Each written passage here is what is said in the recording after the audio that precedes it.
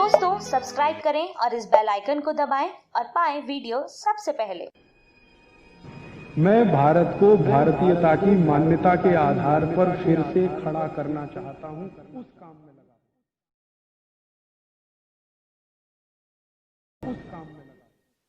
20 सूत्र लिखे हैं कि भोजन पचेगा तो क्या होगा और भोजन सड़ेगा तो क्या होगा। मैं सड़ने वाले हिस्से की बात कर लेता हूं। वो कहते हैं कि भोजन अगर सड़ना शुरू हुआ तो सबसे पहले गैस बनेगी, वायु बनेगी, वायु, और ये वायु आपकी जिंदगी हराम कर देगी। लेकिन आज के जो सूत्र हैं वो जिंदगी का फंक्शनल हिस्सा है। आप जानते हैं कि कोई भी सिद्धांत होता है उसका एक हाइपोथेसिस होता है और उसका एक फंक्शनल पार्ट होता है। तो आज से जो शुरू हो रहा है वो फंक्शनल पार्ट है। इस फंक्शनल पार्ट में सबसे पहला सूत्र भागवत जी का। भागवत जी के लिए उनके 7000 सूत्र सभी महत्व के हैं, सभी महत्व के। उन 7000 में से मैंने कुछ चुनकर निकाले हैं जो मुझे लगता है 2007 के हिसाब से बहुत महत्व के हैं। हो सकता है 3500 साल पहले कोई सूत्र बहुत महत्व के हों और अब 2007 में हमारी जीवन शैली के हिसाब से वो उतने महत्व के ना हो, क्योंकि भागवत जी ने जिस जीवन शैली में रहते हुए वो सूत्र लिखे हैं वो ऋषि मुनियों की जीवन शैली है। आपकी जीवन शैली और ऋषि मुनियों की जीवन शैली में थोड़ा अंतर है। तो आपकी जीवन शैली के हिसाब से मैंने जो सूत्र निकाले और जिनको मैं महत्व का क्रम देता हूं उसमें सबसे पहला सूत्र, संस्कृत में वो कहते हैं कि पेट जिंदगी भर आपका अच्छा रहे, दुरुस्त रहे। इसका मतलब यह है कि आप जो कुछ भी खा रहे हैं उसका ठीक से आप पाचन करते रहे। वो कई बार ये लिखते हैं अपने सूत्रों में कि खाना महत्व का नहीं है, खाने को पचाना महत्व का है। आपने खाने को खाया ये इतना महत्व नहीं है, जिसको आपने खाया उसको पचाया ये ज्यादा महत्व का है। क्योंकि भोजन पचेगा तो रस बनेगा, उसी रस में से मांस, मज्जा, रक्त, मल, मूत्र, वीर्य, मेद ये सब बनेगा, अस्थियां बनेंगी और वही आपके शरीर के लिए आगे जीवन में काम आएंगे। तो खाया वो महत्व का, उससे भी ज्यादा महत्व का खाया हुआ पचाया। तो वो कहते हैं कि पेट हमेशा दुरुस्त रहे, माने पाचन क्रिया आपकी हमेशा अच्छे से चलती रहे। इसके लिए पहला सूत्र उन्होंने लिखा भोजनांते विषम वारी। ये पहला सूत्र मेरे हिसाब से, उनके हिसाब से नहीं, मेरे हिसाब। पहला सूत्र भोजनांते विषम वारी। इसका सीधा सा अर्थ है भोजन के अंत में पानी पीना विष पीने के बराबर है। सूत्र यह है भोजन अंते, भोजनांते। आप जानते हैं संस्कृत में मिला के कहने की परंपरा है। भोजन अंते माने भोजन के अंत में, भोजनांते विषम वारी। विष समझते हैं आप जहर, जहर जैसा क्या है? पानी। भोजन के अंत में पानी जहर के जैसा है, विष के जैसा है। यह सूत्र है। अब इसको थोड़ा व्याख्यायित करता हूं ताकि समझ में आए। भोजन के अंत में पानी विष के जैसा है, यह बात वो कह रहे हैं। इसको समझना चाहिए कि क्या कह रहे हैं। सूत्र उतना ही है, समझने के लिए मैं आपको बहुत उदाहरण दूंगा ताकि आप जल्दी पता कर पाए। भागवत जी ने एक सूत्र में यह कहा है कि हमारा जो शरीर है इसका जो मुख्य स्थान पेट है, इसमें एक स्थान होता है पेट के अंदर, नाभि, लेफ्ट साइड में, नाभि से थोड़ा ऊपर जहां मेरा हाथ रखा हुआ है, इस स्थान को कहते हैं जठर। संस्कृत में कहते हैं जठर, हिंदी में कहते हैं आमाशय। जठर, आमाशय, अंग्रेजी में चाहे तो एपिगैस्ट्रिकम। तो ये जो जठर स्थान है, भागवत जी कहते हैं कि इसमें अग्नि प्रदीप्त होती है, उसी को कहते हैं जठराग्नि। जठर अग्नि, जठराग्नि। तो वो कहते हैं कि जो आपका जठर स्थान है इसमें अग्नि प्रदीप्त होती है और भोजन जो कुछ भी आप करते हैं वो पहले जठर में ही जाता है, आमाशय में इकट्ठा होता है, वहां अग्नि प्रदीप्त होती है। वो अग्नि भोजन का पाचन करती है। यह है महत्व की बात। अब अग्नि प्रदीप्त हुई, आपने भोजन किया, अग्नि प्रदीप्त हुई। और भागवत जी इसके लिए एक सुंदर श्लोक लिखा है, लंबा है लेकिन हिंदी में बताता हूं। वो ये कहते हैं कि खाते ही अग्नि प्रदीप्त होती है, ऐसे ही जैसे आप बिजली के स्विच को ऑन करते ही लाइट जलती है। ये ऑटोमेटिक है, अपने आप होती है। आपने रोटी का पहला टुकड़ा मुंह में डाला और जैसे ही टुकड़े को चबाना शुरू किया, लार बनना शुरू हुआ, तुरंत अग्नि प्रदीप्त हो जाती, पहले ही टुकड़े में। तो ये अग्नि प्रदीप्त हुई। अब आप जो भोजन कर रहे हैं ये इस अग्नि के प्रभाव में पचेगा। तो भोजन के पचने की क्रिया में पहले भोजन रस में बदलेगा, पहले पेस्ट बनेगा, जैसे टूथपेस्ट की कंडीशन होती है वैसा बनेगा, लुगदी जैसा, फिर उसमें से रस बनेगा, फिर रस में से सब कुछ बनेगा। तो वो कहते हैं कि आपने जैसे ही भोजन किया अग्नि प्रदीप्त हुई। अब ये अग्नि भोजन को पचा रही है और आपने भोजन पूरा करते ही पानी पी लिया, गट गट गट गट गट गट, तो क्या हुआ? अग्नि शांत हो जाएगी। आपके रसोई गैस में चूल्हा जल रहा है गैस का, और जलते हुए चूल्हे पर पानी फेंकिए तो बुझ जाएगा। अग्नि का पानी से मेल नहीं है, दुश्मनी है। तो आपके पेट में खाना खाते ही अग्नि जल रही है। अब आपने पीछे से गिलास 2 गिलास पानी पी लिया, कोई लोग तो लोटा भर के पी लेते हैं, कई लोग तो भोजन से ज्यादा पानी पी लेते हैं। तो ये जो पानी गया इसने अग्नि को शांत कर दिया। अब अग्नि शांत हो गई तो फिर भागवत जी कहते हैं भोजन पचेगा नहीं, वो सड़ेगा। अब उन्होंने 20 सूत्र लिखे हैं कि भोजन पचेगा तो क्या होगा और भोजन सड़ेगा तो क्या होगा। मैं सड़ने वाले हिस्से की बात कर लेता हूं। वो कहते हैं कि भोजन अगर सड़ना शुरू हुआ तो सबसे पहले गैस बनेगी, वायु बनेगी, वायु, और ये वायु आपकी जिंदगी हराम कर देगी। और ये वायु की तीव्रता जब बढ़ेगी तो गले में जलन होगी, छाती में जलन होगी, पेट में जलन होगी।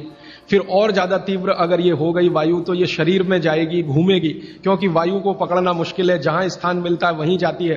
तो ये वायु पूरे शरीर में घूमेगी तो सिर घूमेगा, आपको चक्कर आएंगे, सिर में दर्द होगा, पीठ में भी दर्द हो सकता है, हृदय स्थान पे भयंकर दर्द हो सकता है। कई बार तो इतना दर्द होता है कि आपको लगेगा कि हार्ट अटैक आ गया, लेकिन वो वायु का दर्द है, हार्ट अटैक नहीं।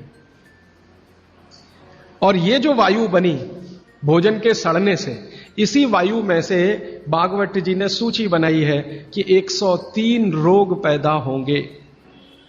103। सबसे पहला रोग है उसमें एसिडिटी, हाइपर एसिडिटी।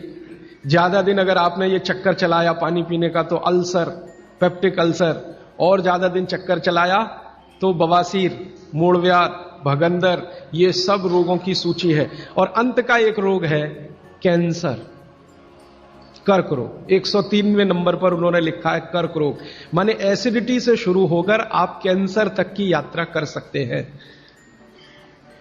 तो वो ये कह रहे हैं कि जिस काम से वायु पैदा हो और वो वायु आपके सड़े हुए भोजन में से निकले, और बाद में भागवती जी कहते हैं, वो भी बता देता हूं, वो दूर का सूत्र है लेकिन यहीं पे ले आता हूं उसको, कि आपका जो भोजन सड़ेगा, इसको ध्यान से सुनिएगा, तभी भोजन में से, भागवती जी के शब्द दूसरे हैं, मैं आज के शब्द इस्तेमाल कर रहा हूं, तभी कोलेस्ट्रॉल बनेगा।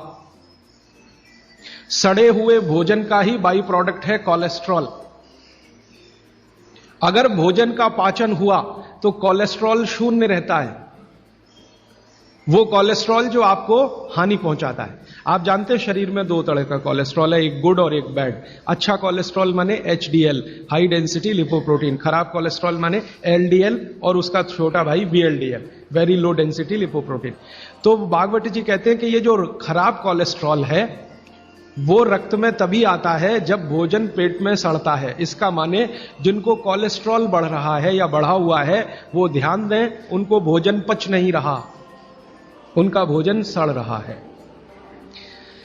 तो कोलेस्ट्रॉल बढ़ेगा तो हार्ट अटैक भी आएगा, कोलेस्ट्रॉल बढ़ेगा तो घुटने भी जड़ हो जाएंगे, सारी संधियां आपकी एकदम कड़क हो जाएंगी, आपको चलना फिरना मुश्किल हो जाएगा, 10 कदम चलना मुश्किल हो जाएगा। तो वो ये कहते हैं कि जब 103 बीमारियां एक छोटी गलती से आती हों तो वो गलती कभी करना नहीं, माने भोजन के बाद कभी पानी पीना नहीं। और एक 2 चीजें हैं इसी क्रम में कि किसके साथ क्या खाएं, किसके साथ क्या नहीं खाएं। घर में कभी भी आप कोई ऐसी चीज बनाएं जो तासीर में गर्म है, उसके साथ ठंडी चीज कोई ना हो। जैसे आजकल मैंने देखा है, हम गरम गरम खाना खा के आइसक्रीम जरूर खाते हैं, अपना सत्यानाश करते। और ये सत्यानाश कैसे होता है? कोई आपको शादी में बुलाता है इनविटेशन देके कि आइए और हमारे यहाँ गरम डिनर खा के आइसक्रीम खा के मर के जाइए, और एक नहीं खाइए, डबल खाइए। और मैंने तो पंजाब में ऐसे भी महान महान लोग देखे हैं कि आइसक्रीम में गरम रसगुल्ला डाल के खाते हैं। महामूर्ख लोग, पता नहीं कहां से आए, गरम गरम रसगुल्ला एकदम ठंडे आइसक्रीम में डाल के खाते। फिर पूछो भाई क्या कर रहे हो, तो कहते टेस्ट है जी। शरीर का देखना है कि नहीं, ये है कि टेस्ट का देखना। तो आप कहीं भी डिनर में जाइए, मैं ये नहीं कहता डिनर में मजा, जरूर जाइए, लेकिन ध्यान रखिए कि अगर डिनर गरम गरम आपने खा लिया है तो ठंडी आइसक्रीम मत खाइए। और कई लोग पंजाब में ऐसे हैं, याद ही नहीं रखते, अभी चाय पी अभी आइसक्रीम खा ले। हाँ, उनको बिल्कुल 1 मिनट नहीं लगता, चाय पी के निकले कहीं आइसक्रीम खा के आ गए, आइसक्रीम खा के आ गए इधर चाय पी ली या इधर कॉफी पी ली। तो चाय और कॉफी दोनों गर्म है और आइसक्रीम बहुत ठंडी है, इनका कॉम्बिनेशन नहीं है, बहुत तकलीफ होती है शरीर को। कितनी देर बाद खाओ खाने को? 1 घंटा कम से कम। गर्म चीज खाने के 1 घंटे के बाद ठंडी चीज, या ठंडी चीज खाने के 1 घंटे के बाद गर्म चीज। और वैसे मैंने कल आपको सूत्र बताया था, ठंडा कुछ खाना ही नहीं है, क्योंकि आइसक्रीम तो 10 डिग्री से कम की है, वो शरीर को तकलीफ ही देने वाली है। तो आप बोलेंगे फिर आइसक्रीम को कैसे खाएं? गर्म करके खाइए। अगर आइसक्रीम खानी है तो उसको गर्म करें। मैं एक अमृतसर गया था एक बार, तो अमृतसर में एक बहुत अच्छी चीज, शायद यहाँ भी होगी, कुल्फी। ये जो कुल्फी है इसको थोड़ा गर्म करके खा लीजिए, आइसक्रीम से बेटर है, 1000 टाइम्स बेटर है। क्यों? हाँ, रबड़ी खाइए ना, तो कुल्फी वो शायद रबड़ी की ही बनाती है, खूब दूध गर्म करके रबड़ी जैसा हो जाता, फिर कुल्फी जमाते। तो कुल्फी को थोड़ा गर्म करेंगे तो रबड़ी जैसा ही हो जाता, वो खाने लायक है। माइक्रोवेव से अच्छा है गैस का चूल्हा। तो आप जो है रबड़ी खाइए, आइसक्रीम छोड़ दीजिए, कुल्फी पे आ जाइए और कुल्फी को हल्का गर्म करके खाइए, वो आपके लिए बहुत मुफीद है। कारण एक ही है कि आइसक्रीम में जितने केमिकल्स हैं कुल्फी में एक भी नहीं। कुल्फी में दूध ही दूध है, वो भी अच्छे से गर्म किया हुआ है, बस उसको ज्यादा ठंडा कर दिया तो वो जम गया है। आप उसका ठंडापन निकाल के खा लीजिए करके खा। हाँ। और नहीं तो एक आखिरी ऑप्शन बताता हूँ, खाना ही है आपको, तो मेरा ये कहना है कि उसको सलीके से खाइए। जैसे आप कुल्फी खा रहे हैं ना, तो उसका तरीका ये है कि पहले उसको मुंह में रखिए थोड़ी देर, कुल्फी का टुकड़ा काट के मुंह में रखिए और उसको घुमाइए, तो जो लार है वो उसको अपने आप गर्म कर देगी। जब हल्की गर्म हो जाए फिर अंदर ले जाए। ये लास्ट ऑप्शन है। जब खानी ही है तो मेरी बात तो मानिए, उसको गर्म करके खाइए। खानी ही है तो थोड़ी देर मुंह में रखिए, उसको घुमाइए, थोड़ी लार से वो गर्म हो जाए।